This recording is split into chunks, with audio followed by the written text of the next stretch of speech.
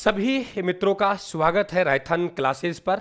हम लोग यहाँ बात करने जा रहे हैं राजस्थान के इतिहास से रिलेटेड प्रमुख राजवंश के राजाओं की उपाधियाँ, चाहे आरपीएससी और आरएसएसबी की आप किसी भर्ती की तैयारी कर रहे हैं, फर्स्ट ग्रेड की तैयारी कर रहे हैं, second grade, RS, SI, PTI या एलडीसी, सीईटी, पटवार, वीडियो वनरक्षक, किसी की भी तैयारी कर रहे हैं, ये फैक्ट वो हैं डायरेक्टली आप लोगों को यहां से सवाल देके जाते हैं। समय बचेगा और 5 मिनट के साथ मेरे साथ कंटिन्यू बने रहे हैं आप लोग। बहुत बेहतर अंदाज में हम लोग इस रिवीजन सीरीज को लेके चल रहे हैं। देखिए, प्रमुख राजा और उनके या उपाधियों क्या क्या बात करेंगे।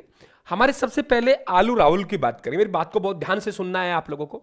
आलू रावल, देखो आलू जो रावल है उन्हें क्यों अल्लट को कहा गया है, ख्यातों में कहा गया है।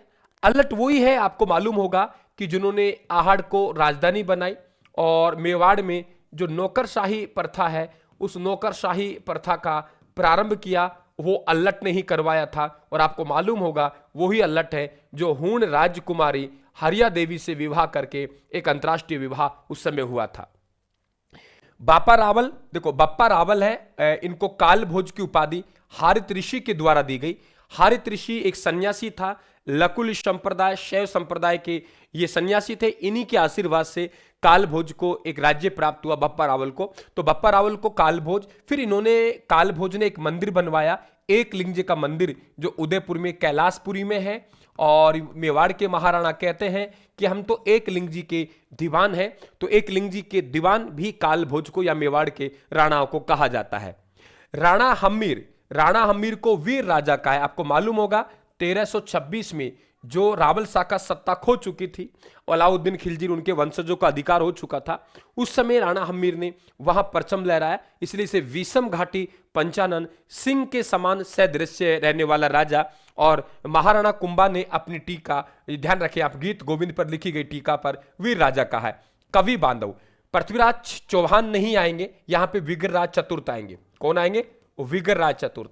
विग्रहराज चतुर्थ है, ये क्या है कि ये खुद कवि थे और विद्वानों के आश्रयदाता थे, इसलिए इन्हें कवि बांधव जैनक भट्ट के द्वारा कहा गया। हिंदू पद, इन्होंने पाती परवन प्रथा का प्रयोग किया।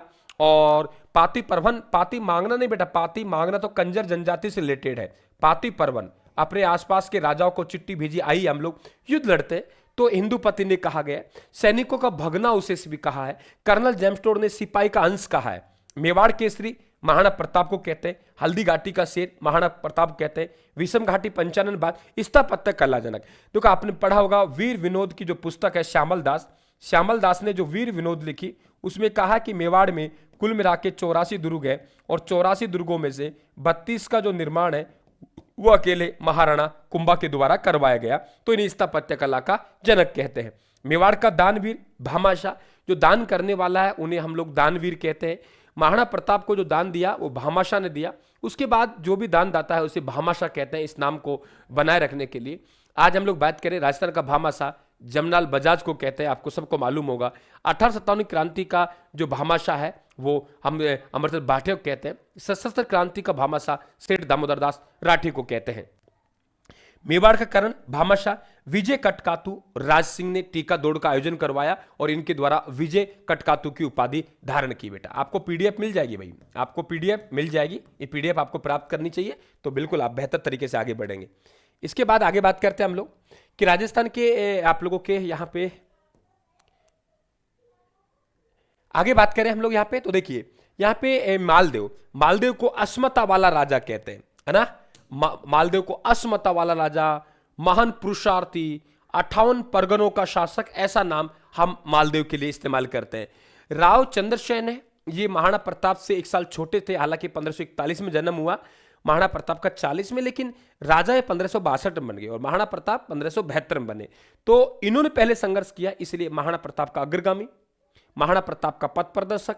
लेकिन फिर भी हम भूल जाते हैं, तो ध्यान रखें, भूला बिसरा राजा के नाम से भी इनको जाना जाता है। मोटा राजा उदय सिंह एक बार बैठ जाया करते थे तो जल्दी से उठते नहीं, वो मोटा राजा उदय सिंह है जो 1583 से 95 तक गद्दी पर बैठेंगे और मुगलों के अधीनता स्वीकार करेंगे, मुगलों के साथ वैवाहिक संबंध स्थापित करेंगे। तो अकबर ने कहा कौन सा उदय सिंह? बोले यार वह मारवाड़ वाला मोटा राजा, तो मोटा राजा उदय सिंह। फिर अकबर ने सूर सिंह को सवाई राजा की, जहांगीर ने दलथम्मन गज सिंह की और शाहजहां ने महाराजा को उपाधि जसवंत सिंह को दी। ये सवाल बन सकता है आप लोगों को बहुत अच्छा। मेवाड़ का उद्धारक आपको मालूम है दुर्गादास राठौड़ है, उन्होंने अजीत सिंह को औरंगजेब के चुगल से छुड़ाकर उनका बचाव किया, फिर अंत में गद्दी तक पहुंचाया। तो मेवाड़ का उद्धारक या अणबंदिया मोती इन्हें कहा जाता है। जिस तरीके से जहांगीर नूर जहां की बात मानते थे, वैसे ही एक पासवान की बात विजय सिंह मानते थे, इसलिए श्यामल दास ने उस पासवान को तो नूर जहां का नमूना और विजय सिंह को जहांगीर का नमूना कहा है। मारवाड़ का भागीरथ गज सिंह द्वितीय कहते हैं, जबकि राजस्थान का भागीरथ महाराजा गंगा सिंह को कहा जाता है। कलयुग का करण लूण करण को कहा जाता है बीटू सूजा। आप नाम सुनोगा राव जैतसिरो छंद। राव जैतसिरो जो छंद है, राव जैतसिरो छंद, उसमें बीटू सूजा ने कलयुग का करण लूण करण को कहा है। राजपूताना करण राय सिंह को, दान के कारण, वो मुंशीदेव प्रसाद ने कहा है। महाराजा महामहारथी अनूप सिंह औरंगजेब ने, जांगलदार बादशाह करण सिंह ने विद्वानों का जन्मदाता यहां अनूप सिंह को कहते हैं। इनका शासनकाल बीकानेर चित्रशैली का स्वर्ण काल भी कहलाता है और आधुनिक भारत का भागीरथ गंगा सिंह को कहा जाता है। कैसा लगा आप लोगों को? एक सवाल मैं आपके लिए छोड़ के जा रहा हूं, उसका आप लोगों को जवाब देना है। कौन से क्रांतिकारी ने अपना जीवन अमरदास बैरागी के नाम से व्यतीत किया और उन्हें राजस्थान का चंद्रशेखर भी कहा जाता है? हिंट देके जा रहा हूं, इसका जवाब आपको कमेंट बॉक्स में 100% देना है। किस पर मुझे वीडियो लाना चाहिए, किस टॉपिक पे मुझे पढ़ाना चाहिए, क्या डिमांड है आप लोगों की, वो कमेंट बॉक्स में मुझे बताएं, ताकि आगे की वीडियो मैं उसी पे दूं। पसंद आए तो लाइक और शेयर करके हौसला अफजाई जरूर करें। आप सभी का थैंक यू, धन्यवाद।